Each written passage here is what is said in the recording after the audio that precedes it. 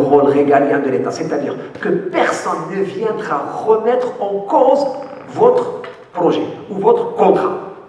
Et de l'autre côté, qu'est-ce qu'on va faire? Eh bien, de l'autre côté, on va chercher quelqu'un, à travers un ami association d'intérêt, en lui disant, bon voilà, on veut un partenaire qui serait prêt à investir dans ce projet, avec deux possibilités. Soit en lui payant un loyer, n'est-ce pas, quand on est dans un bail, c'est-à-dire quand on est dans un service qu'il n'y a pas de recette directe, soit en lui permettant d'exploiter et de réaliser des recettes sur ce service. Par exemple, quand on fait l'eau, la distribution de l'eau, de l'électricité, on peut créer des recettes directes. Pourquoi? Parce que les usagers vont payer. Pour les autoroutes, la même chose, les usagers vont payer. Mais pour la santé ou l'éducation, non, on ne peut pas demander aux usagers de payer. Et dans ce cas, on peut rapporter ça à des baux, à un bail amphithéotique, administratif ou d'exploitation. Alors, quand ces systèmes ont été mis en place, il faut dire que dès l'année 2000, le Maroc a repris sa vieille habitude de montage complexe. On a quand même été un peu en retrait pendant presque 20 ans. Le premier contrat qui a reboosté ces partenariats fut le contrat de Casablanca avec la LIDEC. Casablanca a été géré par une régie autonome. Cette régie, chaque fin d'année, est en déficit. Et donc, demander à l'État, donnez-moi, je n'arrive pas à couvrir mes charges. C'est vrai qu'il y a plusieurs raisons structurelles. Par exemple, la plus grande des raisons, on a fait un rapport sur la RAD, la Régie autonome de distribution de Casablanca, c'est que les officiels ne payaient pas leurs factures d'eau et d'électricité. Et allez-y réclamer la facture, je ne sais pas moi, à un office, à un établissement public, à la gendarmerie, à la police, de dire, si vous ne payez pas, je vous coupe les. Et donc, la régie était en déficit constant. Puis en 1997, il y avait un monsieur, c'est pas pour les plus vieux d'entre vous, il s'appellera peut-être de lui, monsieur Driss Bsri, qui est en dehors de son métier de ministre de l'Intérieur de l'époque, était aussi un grand visionnaire. C'était lui un peu le père de la régionalisation et du découpage administratif.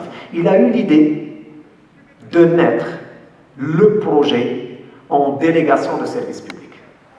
C'est-à-dire, de quoi on parle? On revient au point introductif, la différence entre CSP, DSP et PPP avant de poursuivre sur les cas réels. Il appartient à l'État, soit matériellement, soit immatériellement.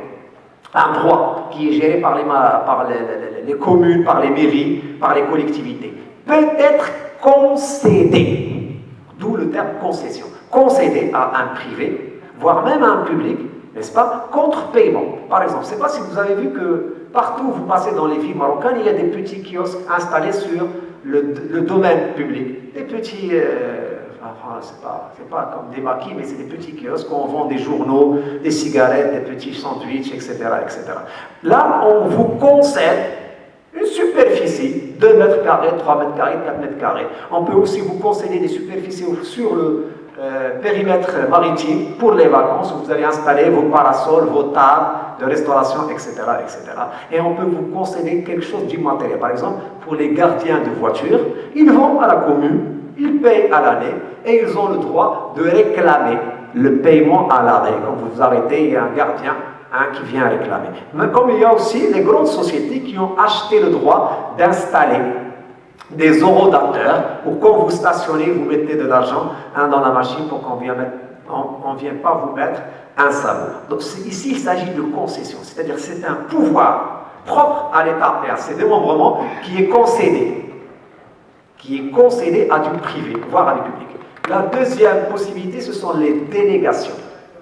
Là, vous avez déjà quelque chose qui est à vous, que vous gérez par le privé, public, et que vous décidez de déléguer au privé. L'exemple de la REDA ici à Rabat, de la LIDEC à Casablanca, de la MENDIS à Tanger, où l'État a délégué la distribution de l'eau, de l'électricité, de l'assainissement à des sociétés privées. C'est vrai que si on fait une analyse sur les 15 ans d'expérience, voire 20 ans à Casablanca, on verra que les prix ont été presque multipliés par 2,5. Les prix, les factures ont été multipliées par 2,5. Mais, vu la grande satisfaction en retour, très peu d'usagers ont à se plaindre. comparativement à ce qui se passait avant. À l'époque, quand vous avez l'abonnement, vous faisiez la fête chez vous, vous invitez tous les... Aujourd'hui, vous avez l'abonnement au bout de quelques jours, n'est-ce pas? Ils sont tellement pressés parce que dès qu'il y a l'abonnement, ils commencent à vous faire payer votre consommation. Le dernier scénario, c'est celui des partenariats, les PPP. Alors les partenariats, c'est un peu un montage qui fait fi du premier cas et du second cas. C'est-à-dire que l'État ou ses démembrements vont signer un contrat avec un partenaire, le terme partenaire parce que c'est du long terme, n'est-ce pas? Ça va de 10 ans à 35 ans. Ce partenaire aura l'une des possibilités, soit exécuter pour le nom de l'État une prestation qui permet des recettes, comme pour les autoroutes. Il y a l'ADM est un établissement public, mais sous forme de SA. Il agit comme une société privée. Cette entreprise, n'est-ce pas, construit les autoroutes. Et en échange, elle a le droit de les exploiter.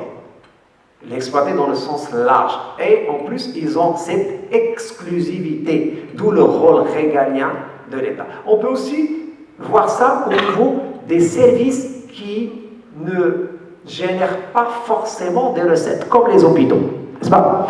Et dans ce cas-là, au lieu que les usagers payent directement, c'est l'État qui paye un loyer. Vous allez dire, alors c'est quoi l'avantage de cette deuxième possibilité? Au fait, si l'État veut construire l'hôpital, il doit avoir les fonds immédiatement, voire prendre une dette. Et ensuite, assumer tous les risques, y compris les risques de retard, de non-aboutissement du projet, voire de stop and go, qu'il n'y ait pas assez de budget ou de support budgétaire pour aller au bout. Et puis, elle doit accomplir les tâches, c'est-à-dire faire les études, engager un architecte, engager un bureau d'études, engager une entreprise pour la construction, mais à la fin, l'État, ou ses démembrements, est le seul responsable des résultats atteints. Quand il choisit le PPP, l'État assure un seul risque, c'est le risque juridique. Tous les autres risques sont assurés par le privé. C'est le privé qui va faire une conception-réalisation. Le privé va concevoir, réaliser, financer ou préfinancer, entretenir, maintenir pour une durée donnée. À la fin de cette durée, le bien revient à l'État. Voilà les trois possibilités. Maintenant, pourquoi je vous ai dit qu'il y a eu un problème et un montage assez négatif vis-à-vis des pays de l'UEMOA de la CEMAC? Quand vous avez de tels modèles qui peuvent donner des idées à d'autres pays, certains bailleurs de fonds risquent de perdre la majorité de leurs clients. Ces clients, au lieu d'aller vers la dette, vont aller vers ce modèle, tout simplement. Au lieu d'aller demander une dette à la BAD, la Banque mondiale, la BOAD, on va aller vers ce modèle et faire un montage. Et petit à petit, avec la courbe d'apprentissage, on serait en mesure de réussir de tels montages. Les bailleurs de fonds, et notamment la Banque mondiale, conscients de ce danger, ont mis en place un système pour intégrer les PPP à la dette ou l'inverse, ou intégrer la dette au PPP. C'est-à-dire qu'ils ont mis en place cette initiative pour expliquer aux pays concernés que la Banque mondiale encourage les partenariats publics-privés, mais pas n'importe quel partenariat privé-public. Les partenariats qu'elle définira elle-même. Et que ces partenariats doivent avoir pour base un préfinancement par des bailleurs de fonds, ce qui est contraire même à la philosophie de ces montages. Et malheureusement, aidé en cela par cette organisation qui est l'UEMOA, la majorité de vos lois vont dans ce sens. La directive 2005 de l'UEMOA et 2009 de l'UEMOA vont dans ce sens. C'est-à-dire qu'ils disent au pays, faites des lois PPP selon ce modèle. D'où vient l'idée? Eh bien, elle nous vient d'ici. Ils ont fait un diagnostic et c'est vrai. Et ils ont aussi fait l'état des lieux, et c'est vrai. Et ils ont plus ou moins mis en place la liste de vos besoins qui peuvent faire l'objet des PPP. Et là aussi, c'est vrai. Mais là où ça va rater pour vous, mais réussir pour eux, c'est cette initiative France Banque Mondiale pour la zone franc. C'est-à-dire qu'ils vont présenter la possibilité de financer les PPP à travers la dette. Nous avons quelques cas qui ont été réalisés avec, on va dire, enfin, je voudrais bien trouver un cas de réussite, on ne va pas dire des échecs, mais avec des quoi. Par exemple, alors pour ceux qui connaissent le cas des postes juxtaposés de Saint-Quincé, l'idée est parfaite. C'est qu'au lieu qu'il y ait 2 services de douane, 2 services de police des frontières, entre le Togo et le Burkina, on a mis en place un seul centre qui fait tout cela en même temps. Et donc, on a décidé, lui et moi, à travers ces commissaires on a décidé de faire ça à travers un partenariat public-privé. Effectivement, et le montage avait prévu un investissement de 4 milliards de francs CFA qui devait prendre fin en 2014 avec la mise en œuvre de ce centre. Et ça a été confié à une société de droit ivoirien, mais on va taire son origine, mais en tout cas, Data System, qui a été le concessionnaire sans aucune concurrence ni quoi que ce soit. On lui a donné ce marché. Donc cette société a construit finalement le centre, elle l'a équipé, elle a doté des pièces d'essieu, des IRFD, des rayons X, etc., etc. Et que théoriquement, on devait avoir les 2 intervenants au sein de ce centre. Au lieu de passer par 2 centres de douane et de police, en passant par le centre juxtaposé, ou plutôt par le poste juxtaposé, ça facilitait la vie, ça réduisait le temps d'attente, etc., etc. Effectivement, le poste a été exécuté, mais avec un coût de 7 milliards au lieu des 4 milliards prévus. Avec les équipements, on a atteint le chiffre de 11 milliards de francs CFA. Et puis, jusqu'à fin 2017, il était toujours fermé, inopérationnel. Et on continuait à passer par les 2 postes frontières. Un autre cas, c'est celui de, mes amis du Sénégal me pardonnent, c'est celui de l'autoroute de Dakar. Voilà. On a fait une analyse chiffrée avec nos amis ici présents, et on a comparé les 2 vannes. Et même si l'État l'avait fait sur ses propres fonds, ça aurait été plus rentable que de le faire dans ce qu'on appelle un semblant de PPP. Et ce ne sont pas des PPP. Pourquoi je dis que ce ne sont pas des PPP et qu'ailleurs, pas la peine de prendre le Maroc, on peut aller au Venezuela, en Russie et même au Mexique, il s'agit de PPP. Parce que la réglementation est différente.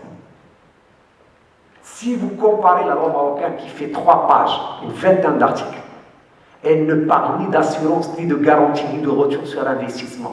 Elle garantit un seul élément, la stabilité de votre contrat. Ça veut dire quoi? Que rien au monde ne pourra changer ce que vous avez signé avec l'État ou ses démembrements.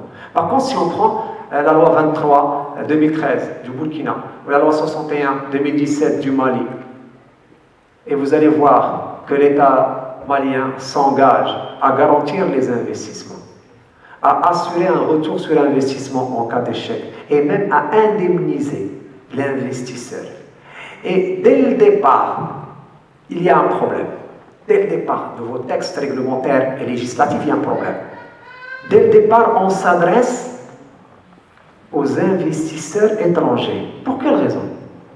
Est-ce que les lois sur les PPP, DSP, CSP ne s'adressent pas aux Maliens, aux Africains, enfin aux autochtones? Pourquoi on s'adresse aux étrangers? Pourquoi on ne s'adresserait pas à tout le monde sans faire de distinction? Investisseurs tout court. Et en poursuivant la loi, on s'aperçoit qu'on leur garantit même le bénéfice. C'est comme si je vous envoie, monsieur Moussa, faire les examens et je vous dis, vous avez déjà réussi. Imaginez un peu l'effort qu'il va faire le jeune élève. Alors, va faire les examens, mais bon, je te garantis la réussite. Et même si tu ne réussis pas, je te garantis de passer en 2e année. C'est la même chose. En fait, ça a été soufflé par ces gens-mêmes, puisqu'ils ont proposé d'abord le besoin, ensuite le constat, et enfin les facteurs. Intéressons-nous au dernier point, les facteurs. Le premier C'est celui qui va servir comme à l'étranger, hein, l'âne qui crache de l'or et la flûte qui réveille les morts. L'inadéquation des cadres juridiques. Je viens vous voir et je vous dis, qu'est-ce que vous faites? Et je vous convainc que ce que vous faites est erroné. Ce n'est pas normal, ce n'est pas les normes. Et je vous présente ma solution, la mienne, à travers le conseil qui vous sera assuré par le PPPIAF, le Trésor et l'AFC. N'est-ce pas? Et ils vont vous envoyer, d'ailleurs ils l'ont déjà fait, vérifiez tout ce que je vous raconte. Leurs experts sont venus dans les 14 pays et même aux îles Comores. Oui, depuis qu'ils ont trouvé du pétrole, on leur propose la démocratie. N'est-ce pas? Ils sont venus et ils ont convaincu les responsables de voter les lois qui arrangent les investisseurs étrangers. Alors, au lieu d'avoir un modèle triptyque où nous avons le privé d'un côté, le public de l'autre, et un contrat entre les deux, n'est-ce pas? Ce contrat régit toutes les relations entre les deux. D'un côté, le privé prend tous les risques qui lui sont dus. Quand vous êtes dans le privé et que vous faites des affaires, ben vous prenez des risques. Même lorsque vous vendez, je ne sais pas moi, que de l'eau, là vous faites des prestations de services, vous prenez un risque de réussir ou de ne pas réussir, un risque de gagner ou de ne pas gagner. Quand vous gagnez de l'argent, vous ne partagez pas avec le reste du monde. Mais quand vous perdez, vous ne pouvez pas vous adresser au reste du monde et lui dire hein, j'ai perdu, il faut me rembourser. Sauf si vous êtes une banque. Et ce n'est pas pour rien que, suite à la crise de 2008, la majorité des pays occidentaux ont dû recapitaliser leurs banques. Vous imaginez, si vous faites une affaire demain, monsieur, et si ça ne marche pas, on pourrait que vous dire c'est dommage, on va vous plaindre. Mais si vous êtes une banque et que vous perdez 300 milliards d'euros, vous vous adressez à M. Sarkozy et il vous rembourse. Ouais.